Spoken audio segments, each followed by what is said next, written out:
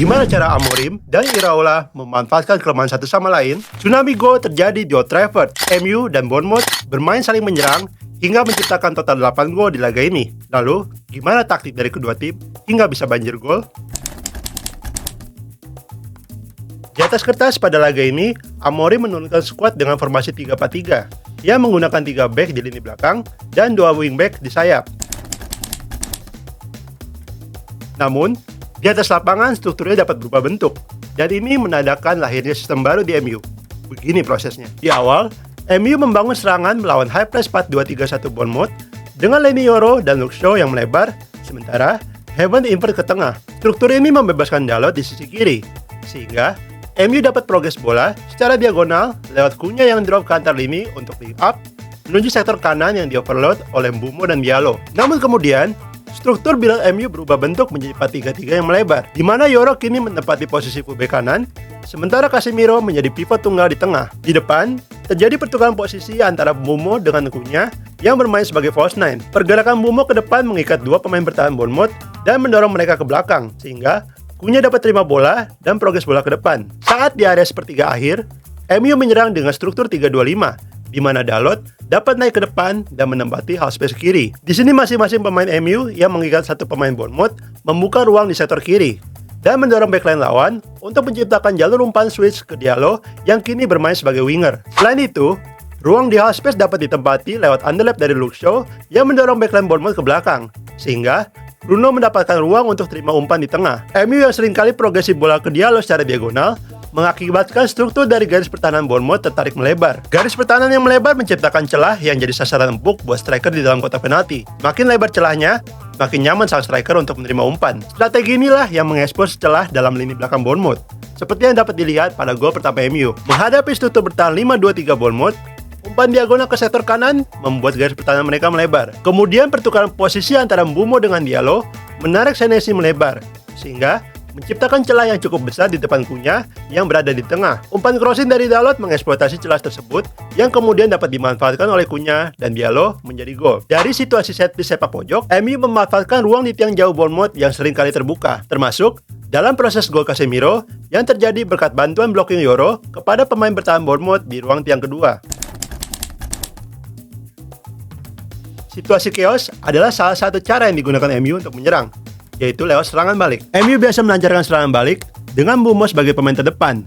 Lalu, Bruno berperan sebagai konektor untuk mengalihkan bola ke salah satu sektor yang terbuka. Seperti contoh di sini, MU bertahan dengan mid block 4-4-2. Mbeumo dan Cunha di blok depan menutup jalur umpan Bournemouth di tengah.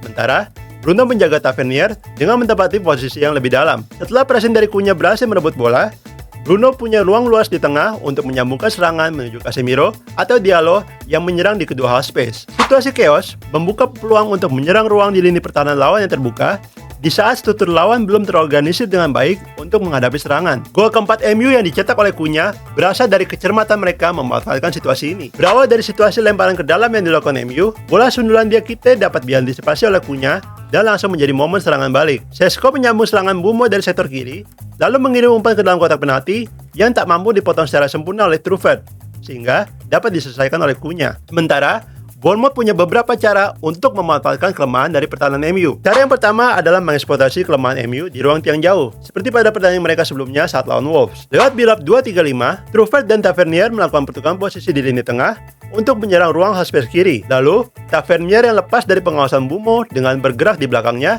dapat bergerak menyerang ke tiang jauh dan mengoverload Diallo, sehingga ia mampu menyambut umpan crossing dari sisi kanan dengan sundulan. Struktur bertahan MU yang dibentuk secara tidak sempurna dapat dieksploitasi Bournemouth untuk progresi bola ke area sepertiga akhir. Dalam mid block 4-4-2, di sini blok depan MU terpaut dalam jarak yang cukup jauh, karena Mbeumo menjaga Scott di tengah, sementara Cunha menjaga Diakite di sisi kiri. Akibatnya, Bruno jadi tertarik ke Tavernier yang bebas di depannya, sehingga menciptakan lubang di lini tengah yang dapat dimanfaatkan sebagai jalur umpan menuju Semenyo yang bergerak dari sayap ke dalam. Kemudian, cara kedua yang paling sering mereka manfaatkan adalah lewat strategi high press atau counter press, seperti yang terjadi pada 2 gol pertama mereka. Pada gol pertama, Bournemouth build up secara direct ke sisi kanan untuk langsung melakukan counter press. Strategi ini menarik Shaw dan Dalot keluar dari posisinya, sehingga setelah Bournemouth merebut bola, ruang di sektor kiri pertahanan MU terbuka lebar dan dapat dieksploitasi oleh Semenyo dan menjadi gol. Sementara gol kedua berasal dari high press Bournemouth yang memaksa MU long ball ke depan, lalu mengoffload Bruno dengan dua pemain di tengah untuk ambil second ball. Kemudian,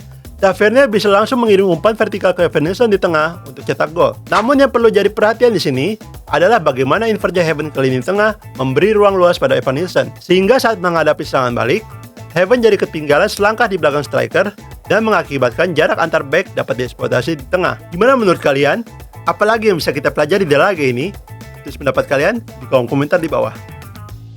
Jika kalian suka video ini, jangan lupa klik tombol like, subscribe, dan nyalakan lonceng notifikasi agar tidak ketinggalan video terbaru dari The Game Changer.